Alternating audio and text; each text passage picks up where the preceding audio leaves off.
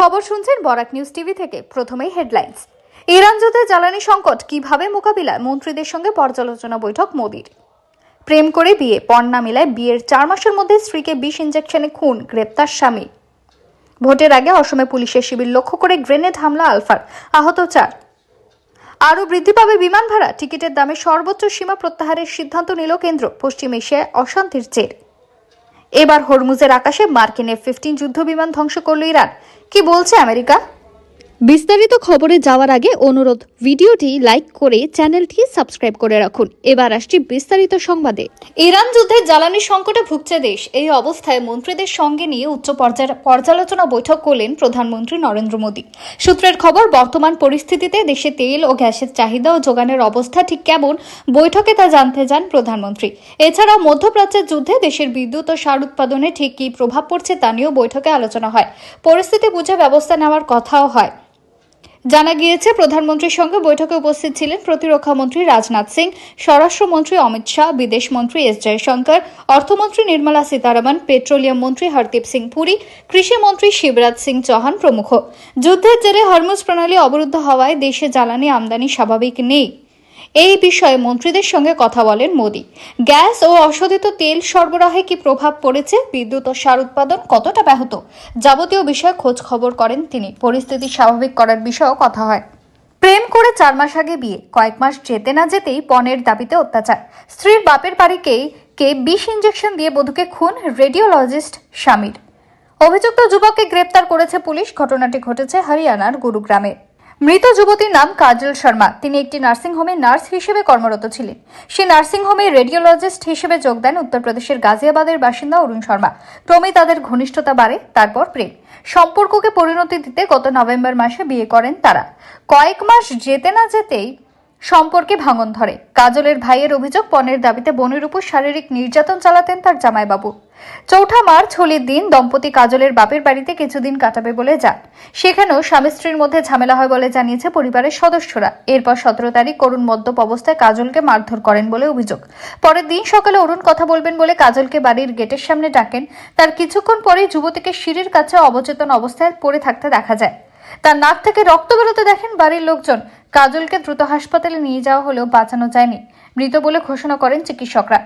কাজলের পরিবার টয়লেটে একটি সিরিঞ্জ পায় বলে দাবি করেছে। ভোটমুখী অসমে পুলিশ শিবির লক্ষ্য করে হামলা চালানোর অভিযোগ উঠল। রবিবার তিনসুকিয়ার এই ঘটনায় আহত হয়েছেন 4 জন পুলিশ কর্মী। তাদের ডিব্রুগড়ের হাসপাতালে পাঠানো হয়েছে। হামলার নেপথ্যে United liberation front of Assam বা আলফা জঙ্গি গোষ্ঠীর হাত রয়েছে বলে মনে করছে পুলিশ। 9 এপ্রিল অসমে বিধানসভা নির্বাচন। তার আগে রবিবার গভীর রাতে তিনসুকিয়ার জাগুন এলাকায় পুলিশ কমান্ডো শিবিরের বিস্ফোরণের শব্দ শুনতে পান স্থানীয়রা। অরুণাচল অসম সীমান্তের কাছে রয়েছে এই শিবির। মনে করা হচ্ছে গ্রেনেড বা রকেট চালিত গ্রেনেড ছোড়া হয়েছে। এ নিয়ে পুলিশ বা জেলা প্রশাসনের তরফে কোনো মন্তব্য করা হয়নি। কত ক্ষয়ক্ষতি হয়েছে সেই বিষয়ে কিছু জানানো হয়নি। সূত্রের খবর, অন্তত 5টি গ্রেনেড শিবির লক্ষ্য করে ছোড়া হয়েছে। তারপরে অভিযুক্তদের খোঁজে গোটা এলাকায় তল্লাশি শুরু করেছে পুলিশ। আলফার মূল অংশ সরকারের সঙ্গে শান্তি চুক্তি করলেও একটি অংশ বিচ্ছিন্নভাবে মাঝে মধ্যেই নাশকতা চালিয়েছে বলে অভিযোগ। ভোটের আগে আবার সে অংশ সক্রিয় হলো বলেই মনে করা হচ্ছে। আগামী সপ্তাহ থেকে বৃদ্ধি পেতে পারে বিমান ভাড়া। অন্তর্দেশীয় বিমান পরিষেবায় টিকিটের দামে গত কয়েক মাস যে সর্বোচ্চ সীমা চাপানো ছিল তা প্রত্যাহার করার সিদ্ধান্ত নিয়েছে কেন্দ্র। সোমবার থেকেই সিদ্ধান্ত কার্যকর হবে। পশ্চিম এশিয়ার যুদ্ধ পরিস্থিতিতে এয়ার ইন্ডিয়া এবং ইন্ডিগোর মতো উড়ান সংস্থাগুলি আগেই জ্বালানি সারচার্জ বসানোর সিদ্ধান্ত নেয়। এবার টিকিটের দামের সর্বোচ্চ সীমা তুলে নেওয়ার ফলে বিমান ভাড়া আরও বৃদ্ধি পেতে পারে বলেই মনে করা হচ্ছে। গত বছর দেশের অন্যতম বড় উড়ান সংস্থা ইন্ডিগোর পরিষেবা বিপর্যয়ের প্রভাব পড়েছিল সার্বিক বিমান পরিষেবায়। বিমান ভাড়া ক্রমে আকাশ ছোঁয়া হতে শুরু করেছিল। ওই পরিস্থিতিতে গত ডিসেম্বরের শুরুতে অন্তর্দেশীয় পরিষেবায় বিমান ভাড়া সর্বোচ্চ সীমা সাময়িকভাবে বেঁধে দিয়েছিল কেন্দ্র। গন্তব্যের হিসেবে প্রতি টিকিটের ভাড়া 7,500 থেকে 18,000 টাকার মধ্যে বেঁধে দেওয়া হয়েছিল। এই বিধি অনুযায়ী 500 কিলোমিটারের যাত্রাপথে টিকিটের সর্বোচ্চ ভাড়া 7,500 টাকা। 500 থেকে 1000 কিলোমিটারের দূরত্বের ক্ষেত্রে সর্বোচ্চ বিমান ভাড়া ছিল 12,000 টাকা। একই রকমভাবে 1000 থেকে 1500 কিলোমিটারের গন্তব্যে সর্বোচ্চ 15,000 টাকা এবং তার বেশি দূরত্বের গন্তব্যে সর্বোচ্চ 18,000 টাকা বিমান ভাড়া নেওয়া হতো। গত ডিসেম্বর মাসে জারি করে সর্বোচ্চ সীমা এবার প্রত্যাহার করে নিচ্ছে কেন্দ্র। পশ্চিম এশিয়ার যুদ্ধ পরিস্থিতি ধাক্কা লেগেছে দেশের বিমান পরিষেবাতেও। বৃদ্ধি পেয়েছে বিমানের জ্বালানির দাম। পশ্চিম এশিয়ার বিভিন্ন গন্তব্যে উড়ান পরিষেবা চালু হলেও তাতে অনিশ্চয়তা তৈরি হয়েছে। ঠিক এমন এক পরিস্থিতিতে এই সর্বোচ্চ সীমা প্রত্যাহারের সিদ্ধান্ত নেওয়া হয়েছে। দৈনন্দিন ফিরতি যাত্রা এভাবে শুরু হয়েছিল সবকিছু, কিন্তু কয়েক ঘন্টার মধ্যে সেই স্বাভাবিক যাত্রা বদলে গেল দুশ্চিন্তা আর অনিশ্চয়তায়। ভারতীয় পতাকাবাহী একটি জাহাজের নাবিকরা আটকে পড়লেন অগ্নিগর্ভ হরমুজ প্রণালীতে, যেখানে মার্কিন যুক্তরাষ্ট্র ইসরায়েলের ইরানে যৌথ হামলার পর থেকে পরিস্থিতি উত্তপ্ত। নিরাপত্তাহীনতা, যন্ত্রপাতির গড়মিল আর চারিদিকে যুদ্ধের খবর সব মিলিয়ে কঠিন সময় কাটাতে হয়েছিল তাদের। 27 ফেব্রুয়ারি কাতারের রাস লাফান থেকে কার্গো তুলে ভারতের উদ্দেশ্যে রওনা দিয়েছিল জাহাজটি। পরিচিত রুট, নিয়মমাফিক যাত্রায় হওয়ার কথা ছিল, কিন্তু পরের দিন পরিস্থিতি পাল্টে যায়।